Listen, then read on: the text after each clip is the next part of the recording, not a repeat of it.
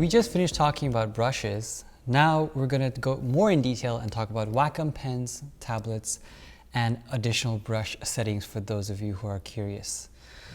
Now, I personally like to use Wacom tablets because it makes working on photographs much faster.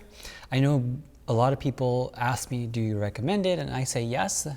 Clearly there's a lot of tablets that you could potentially buy, most of the difference being the size of the tablets, the look and feel of it, but ultimately they all work the same way. I think that if you're new to tablets, you should probably pick up the cheapest one you can buy, or at least the entry-level ones, and go from there. For me personally, they do just fine. I think a small size works great because I don't have to move my hands so much as I'm working. And I like the feel of having to draw on the canvas. It makes me feel like I'm being a little bit more artistic. The pros and cons are pretty much just that. It's much easier to use once you get used to it. But the con is that it takes a while for some people to get a good grip on it. So take some time, but hopefully these settings that we go over will help you speed things up. Now let's get into Photoshop. And the first thing that I want to make sure is that under Window and Brush, you have Shape Dynamics unchecked at the moment as we were going through everything, which is why everything was pretty much standard no matter what you were doing. If I check Shape Dynamics, and first and foremost make sure your brush is selected, otherwise it won't work. For example, if I have another option checked, it will be a different tool set and you may not be able to access those options. So your brush should be selected and we are in the same panel. Now, if I check Shape Dynamics, under the drop-down menu, ensure that pen pressure is also checked. Now, the reason why I don't use pen pressure is a demonstration that I'm about to give you. Now, if you have your Wacom tablet set up where it's installed with the driver, you should have a settings file under Settings or System Preferences, and you'll see a Wacom tablet icon. Now, if you don't see this, that means you haven't updated your drivers or you haven't installed them. You can go to Wacom's website or by Googling Wacom drivers and installing the one that's most applicable to the tablet that you have. For me personally, this is very important because I can change some of the settings that help me work a lot more easier in Photoshop. For instance, when I access the settings file for the Wacom tablet, it pops up with this screen. It may look a little bit different, but ultimately the settings should be the same throughout, no matter what tablet you may have. The best part about this is the fact that the Wacom tablet allows you to add multiple programs and different settings for each program. So if you use, say, Lightroom and you want your own settings or own shortcuts, you can put it in there without having to change it every single time you go to another program. It automatically detects what program you're in. Since we're in Photoshop, we have that selected. Now, by default, pen pressure is always set to about medium. And the reason why I actually don't use pen pressure for Photoshop is as follows. I'm going to go back into Photoshop with Shape Dynamics and pen pressure checked. And I'm going to start brushing with opacity and flow at 100. And you'll notice that depending on how hard I push, the pen pressure will change. Now, this is a positive if you're drawing or sketching.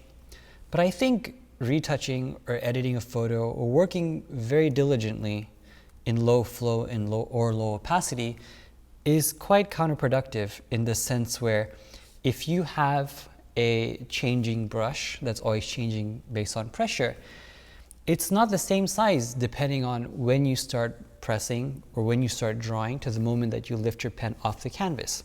So it changes mid-stroke. And if you work with something with a really low flow, sometimes you can't actually see the brush size that actually has. And you're reliant on the cursor size to see exactly what size your brush is. I always relate it to surgery. So if you have a scalpel that keeps on changing size, that might be disadvantageous to somebody who has something that's much more regular and doesn't change. You don't want something that keeps on changing from start to finish. You want something that's really straight and rigid. I think retouching is not so much artistic as it is technical. So you want your restraints to be identical no matter what you're doing. And for me, I change my pressure really easily. And the way to disable that is under Window, Brush, like we have here, and I uncheck Shape Dynamics, and the preview itself shows me that it is fluid. However, that's not the only thing we can use the Wacom settings for. For example, there's other options, like on the pen itself, depending on the Wacom tablet you have, you can change some of the shortcuts. We're going to get into keyboard shortcut next, so we can combine that with the Wacom pen settings as well. For instance, under this drop-down menu, where it shows you your pen's buttons, you can change it to a few different options. You can change it to erase, you can change it to open a program, switch applications, or you can customize it by adding a keystroke.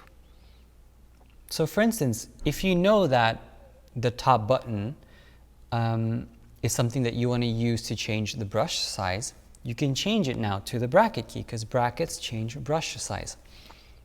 That's why knowing your keyboard shortcuts is quite helpful when you're using a Wacom tablet.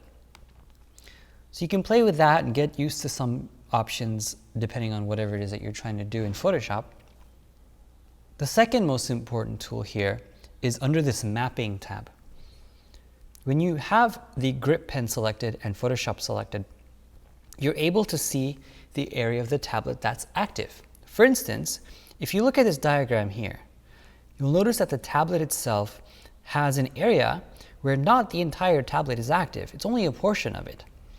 Which is why under the tablet area, you'll see a drop-down that says Portion. If I set it to full, it automatically extends and fills the canvas, so the entire tablet becomes active. The reason I shrink it down is so that it allows me to use less of the tablet and get from point A to B faster. So I can get from corner of the screen to corner of the screen much quicker, which prevents a lot of strain on my wrist and hands. The last thing that I want to show you is a little bit about how I use that in conjunction with the keyboard. So for instance, we talked about our shortcuts being the bracket keys for our brush sizes. We can change our brush size as we're going to a new location and brush accordingly. We could even rotate the canvas if necessary, go back to our brush using the B key, changing size with the brackets, and moving around accordingly. The biggest advantage for me, I think, is the strokes become much more fluid, resulting in something that looks a lot cleaner. When we start actually retouching and working on photographs, you'll be able to actually see the results that occur. But for now, this is kind of the basics of having a tablet. There are a few other shortcuts depending on the tablet that you have. For instance, if I click on Functions, you'll see the buttons on the side for me. Now, this may be something that you might not have if you have an entry-level tablet without any buttons or with buttons located in a different area. So take a look and look into your settings to see exactly where they're located. And you might find that either they're different in different location, or they have less buttons, so you might have less shortcuts that you can apply to these buttons. Now there's a bunch of other menus that I don't typically use quite a bit. This one, for instance, on my tablet has a ring in the center, which allows me to change keystrokes, brush sizes. It allows me to scroll, rotate. It shows you right here the different functions it allows me to do. Zoom, rotate, scroll, and so forth, depending on the button that's selected. So play with it, get a feel of exactly how it's used.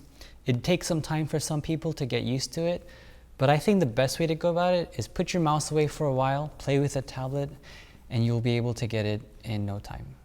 That concludes our tablet and Wacom settings.